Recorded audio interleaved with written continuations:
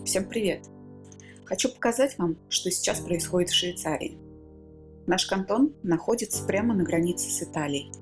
И, конечно же, мы были первыми, кто в Швейцарии принял на себя ударную дозу коронавируса. Вместо того, чтобы сразу закрыть хотя бы границу с Италией и защитить своих граждан, правительство решило, что авось пронесет. В данный момент мы направляемся к итальянской границе, посмотреть, что там. Как видите, дорога пустынна.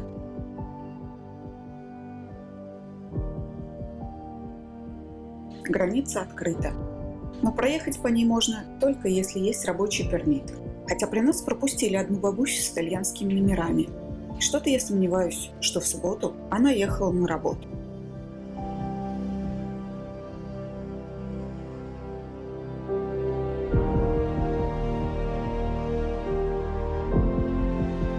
На данный момент у нас объявлен режим чрезвычайной ситуации. Закрыты все школы, университеты, бары, рестораны, парикмахерские и прочие заведения. Открытыми остаются только супермаркеты и аптеки, в которых нет масок, и все жаропонижающие средства продаются в ограниченном количестве. Только одна упаковка на руки. Опоздали мы с карантином. Теперь только ждать, как ситуация будет развиваться дальше.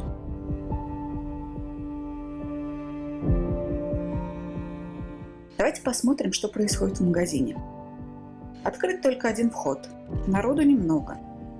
На входе в магазин дезинфицируют тележку, затем просят продезинфицировать руки и одеть перчатки. Каждого просят держать дистанцию. Народу в масках мало.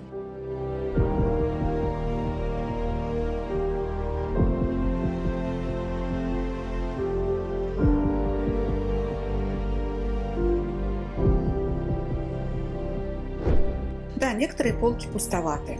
В основном народ скупает все самое дешевое и бюджетное. Но правительство просит не паниковать и обещает, что продукты не закончатся. Посмотрим.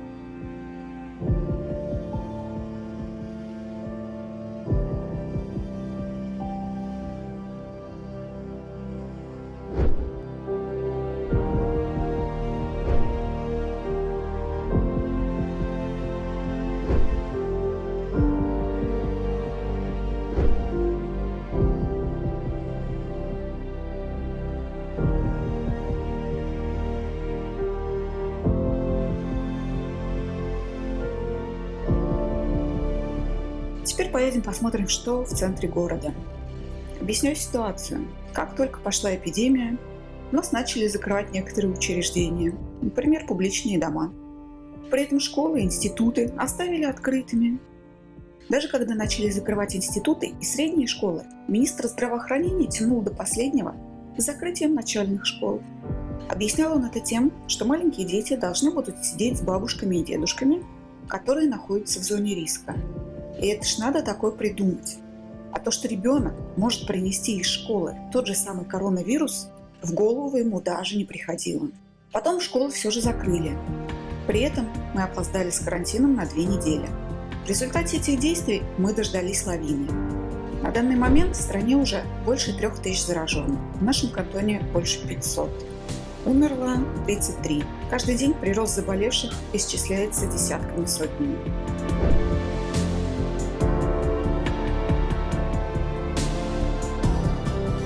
Церковь формально открыта, но там никого нет. Место проводится онлайн.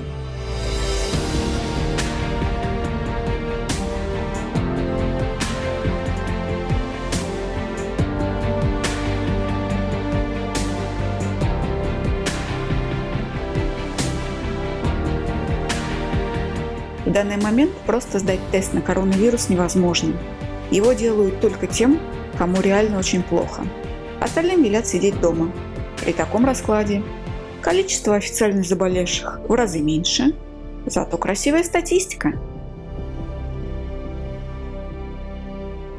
Наш кантон оказался не только первым, но и самым зараженным в Швейцарии.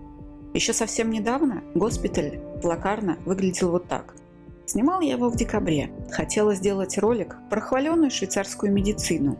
Как видите, внутри все прилично, но качество предоставляемых медицинских услуг близко к нулю. Врачи тут обычно тыкают пальцем в небо. Авось куда-нибудь, да попаду. Поэтому я не представляю, как они будут справляться с коронавирусом.